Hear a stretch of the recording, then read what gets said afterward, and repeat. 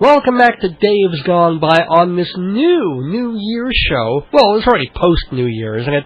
But one of the things I wanted to do in this first week of the New Year on the Dave's Gone By show is to get it off on a positive foot, because there's going to be, Lord knows, enough time for negativity and misery in the 51 weeks that lie before us. So, but it's a new year, so let's be happy about it. And I found someone who takes things from a happy, positive stance, which is something I don't often do. And she does it in a way that is proactive, in a sense. Now, we're all bombarded by news and negative stuff and the bad news and the stock market and the ecology and the economy and Iraq and all that. And it's all, hopefully, it's mostly true and necessary. But it is much of a muchness. And when you compound that with all the stuff about what the celebrities are doing and what they look like without makeup and what they look like when they've had 25 beers, it really compounds a situation that may not be quite as negative as we're perceiving it.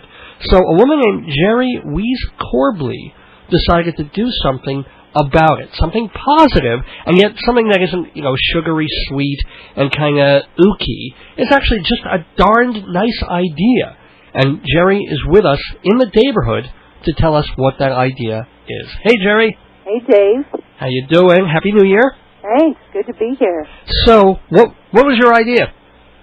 Well, I used to work in Washington, D.C. in the news business. Mm-hmm. And, I asked myself one day, why isn't there any good news shows? I was in TV news, and I thought, there's got to be a niche for good news.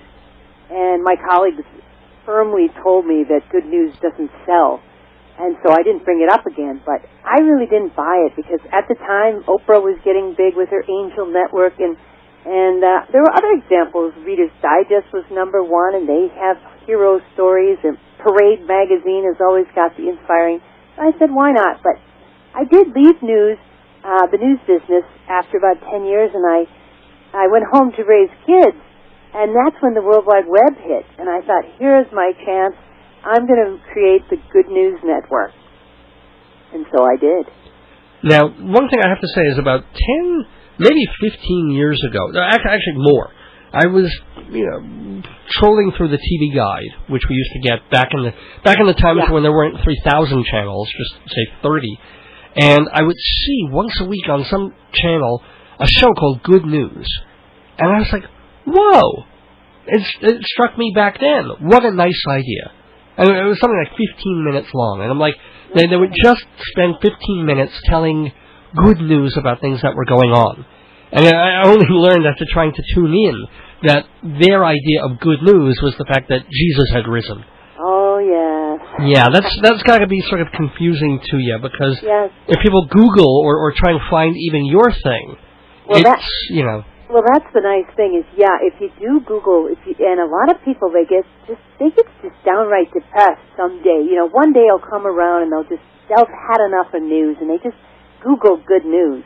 And I'm really, thrilled and fortunate that I am #1. You get 170 million search results, and a lot of Christian sites come up right near the top. Yeah. But I'm #1 because I've been around so long and so many websites linked to me, because it's such a great idea and it's such a great site. And because your good news is not tied in any way, shape, or form to any religious belief. No, I was around when the cable news network started, and it was just named after, sort of after that, GNN instead of CNN, the Good News Network, Oh, that's right. I didn't get that. GNN, of course. I didn't even get that. Well, for lack of a better, I tried to come up with another name. But I'm glad I stuck with that, even though there is a Christian connotation, because so many people write to me and say, I thought of doing a Good News Network. They all call it that. Well, let me ask you, where do you get the news from? Oh, my goodness. Well, the two biggest broadcasters or news services that have a lot of good news are the Associated Press. They have stringers all over the country, and they're finding the rescues, the heroes, the reunions, all this kind of really good stuff. And Christian Science Monitor has always got good news stories of things happening around the world. But I tell you, I've become a magnet for it after even doing it a couple of years. I see so much. My files are full of stories I haven't even put up. I generally just put up the most compelling stuff because I just don't have enough hands to put all the good news that you actually have out there. Well, here's a question then. I'm going to put this in a way that sounds nasty, but it's actually a literal question. What gives you the right to post these stories? In the sense of how are you able to post the AP stories, or do you pay a fee, or? Oh no, I would like to eventually pay a licensing fee for AP, but no, I just link to their stories on other sites. Usually the MSNBC site, they carry a lot of the AP stories. There's also now some services where they embed the ad in the story, and then they give it to you for free, and you put it on your site. And so a lot of my stories, you see the story written there, you can read it. It's like a flash code. And, I mean, you can read the story, and then there's an ad next to it. And that's a new system that's working quite well for me.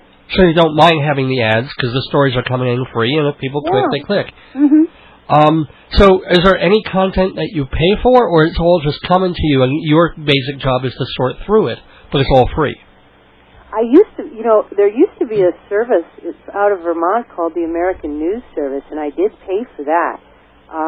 And they would put out weekly stories of positive, solution-oriented stories, and they had investigative journalists that would put these long stories together. And they're still in the archives of my site because they went out of business. Oh. And so I know a lot of people say that good news doesn't sell, but I just think it hasn't been done in the right way yet. So, the question of paying. Well, we write a lot of our own stories, too. Wait, who's we, first of all? Well, actually I write most of them, but I do feature columns from other authors. Oh.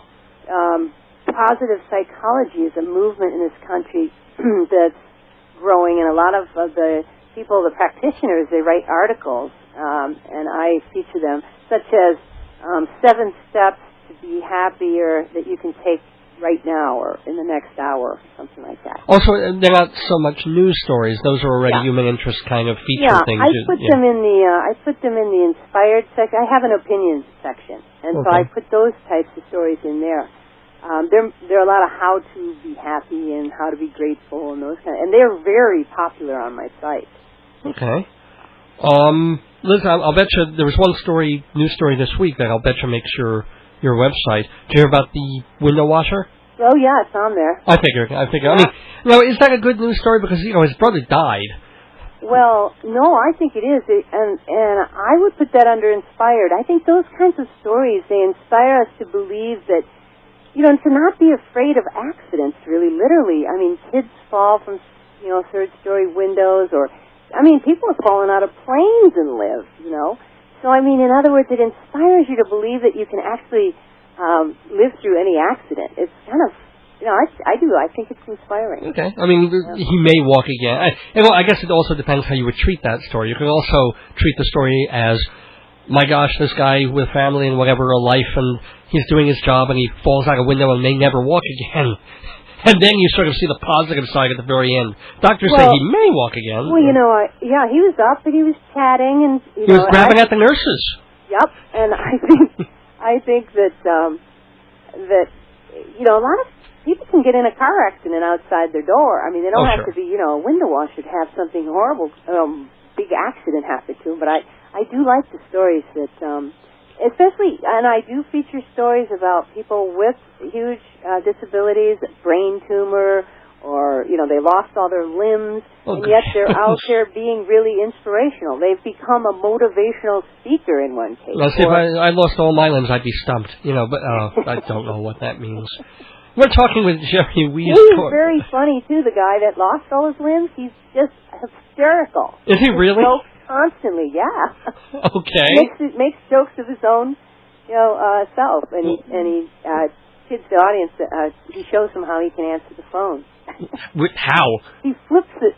He has one little flipper. That's all he has, and he flips up the phone and he grabs it with his shoulder.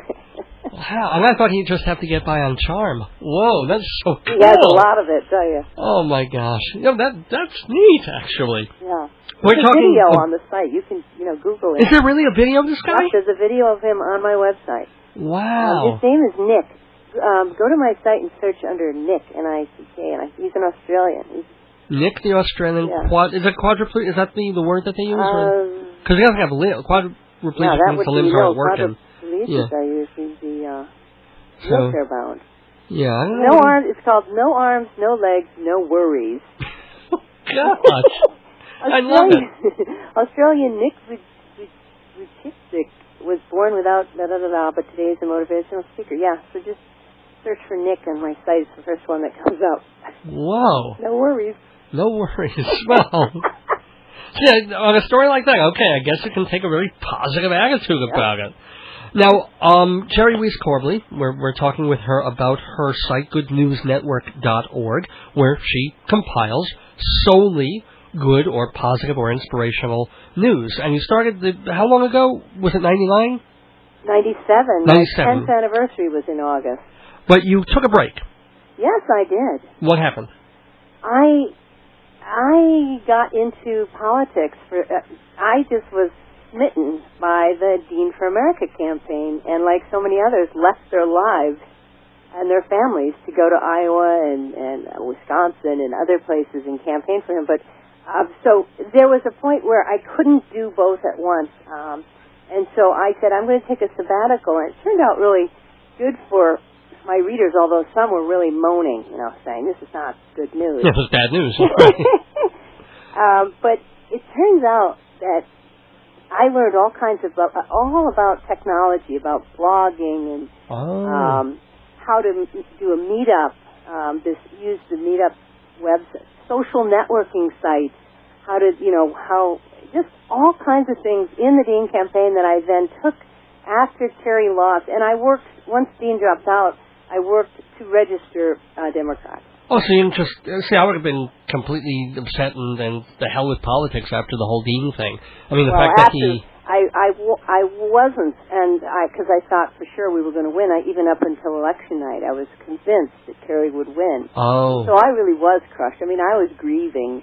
But within, I guess, 2 months, I went to a Positive World Change conference and was inspired to recreate a website. So this fancy site that has the, content management software is what I learned about, where you could put daily stories up, and it's real easy. So I paid someone, I got a few $1,000 together and paid someone to redo my site so I could really get to work on it. And so it ended up being good news for my readers. I am kind of curious, again, going towards the nuts and bolts thing, because I have a couple of websites of my own and struggling to keep updating them and have people work on the back end and to pay them. Where's your money coming from? In other words, you took a year and a half to go campaign for Dean. How'd you eat? Well, I'm married, and my husband works in television. He's got a good job, and so he was really been supporting. He calls it my vocation, my hobby, and so But I made a serious commitment, like about a year ago, to start thinking about the business aspect. I said, that's it. I've been doing my community service for 10 years now. I need to turn it into a business. And I said that I want to be the first one that actually proves that good news sells. So that's my new mission. And how is that going? I mean, you obviously don't have to give dollars and cents, but are you getting sponsors and paid advertisers and that kind of thing? Well, it's a slow process, but I am working on some various ways. I just manufactured some T-shirts and bumper stickers in December. So that's the back end, as they call it. Right. And I started doing teleseminars in September, and I call it you can go to greatmentoring.com, and I do the Great Mentors teleseminars. So I figured I know a lot of great coaches and great people, and I'm going to help people to live a better life. So not only good news, but success, good health, and tips from coaches. So I'm doing free teleseminars, and I'm going to work on selling the CDs on the back end. Eventually get a set of 6 CDs from these teleseminars and sell those. But I'm assuming that your site, at least in the near future, is going to remain a free site. It's not going to be a subscription content. Well, I think I actually might charge for the site a small amount, a fee per month. I might experiment with that because of the server. I didn't believe how much more server space you need when you just have, well, when we start adding video, 50,000 people coming, in a month. I serve almost 500,000 pages a month. Jeez. And that's I didn't know how expensive it was going to be. I had to upgrade my servers in December. And so now it costs more. So I might experiment. And really, a lot of people said I shouldn't do it, but I might just go see how it works. Okay. Something like $7 a month or something.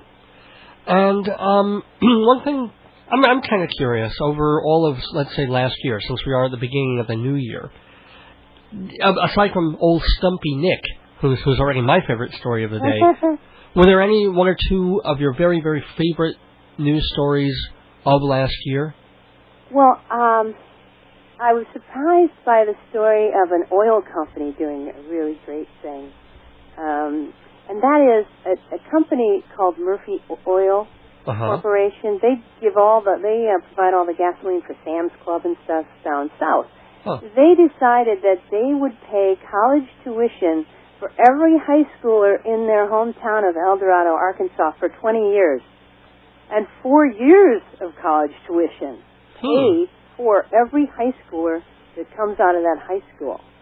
And they announced it to a packed auditorium in the high school, and it was just such a great story.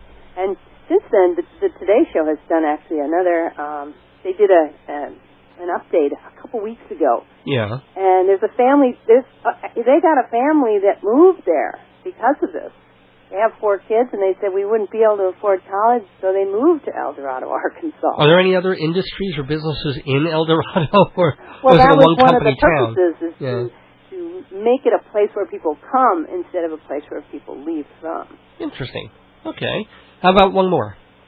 Well, I really liked a shark story I heard. In November, there was a guy swimming, a surfer, off California coast, and he was being attacked by a great white shark. And suddenly, a pod of dolphins came to his rescue and escorted him to shore. Now that is cool. I love that. That is so wicked cool. Oh man, and I bet your readers would like. I have the top 10 pet stories of the year. Ooh, okay. And the shark didn't even make it because the dolphins weren't pets, but those are really cool. The top 10 pet stories. I mean, there was a golden retriever that gave his owner the Heimlich maneuver and saved her. The piece of food came popping out of her mouth as he jumped on her chest. I guess as long as he wasn't giving her the Heimlich maneuver in a very bad way. All right, yeah. I don't know what that means. The cat who saved the family from poisonous fumes. They couldn't smell it, but the cat could, and she wouldn't stop until they got out of the house. Yeah, you hear those every once in a while. You do hear those stories on the news now and then. I mean, they don't disregard cute pet stories like that. Yeah. But it's nice to have them all in one place. That's why I like the Good News Network, is because there's not a terrific shortage of good news if you add up all the good news that's done around the country in a week. But it's hard to find, and you have to wade through. What I wanted to provide is an uplift, literally a dose, an injection of uplift when you're needing it. And so you can go there and people who come for the first time could be on it for days because there's so many stories that are so interesting, and they never go out of style. If you're all upset about global warming, you should see the amount of things being done this past year to help in that fight. That would be the Earth section of the website. You go there and just ease your fears. No, I do have one question for you. It's an awful question, and I'm not even sure I want to ask it, but I have to sort of keep coming back to it. As you said, you started the site in '97, and then you took the break for the 2000 election campaign. Mm-hmm. But in the week or so of September 11th, could you even put up just goods? I mean, what did you do? That's a good question, Dave. It's interesting. I was driving with my son, and I said, of course, I didn't have the daily site up, so it was hard to put stuff up anyway. But I was in the car, and I said to my son, I was like a lot of artists, like musicians and stuff. There's no sense in what I'm doing. It means nothing. Why am I doing this? Good news, when the world is so troubled. And Jack said that, Mom, they need you more than ever now. And when I checked the stats of my website, there was such a spike on that day. On 9/11 and 9/12, I had the most visitors I'd ever had.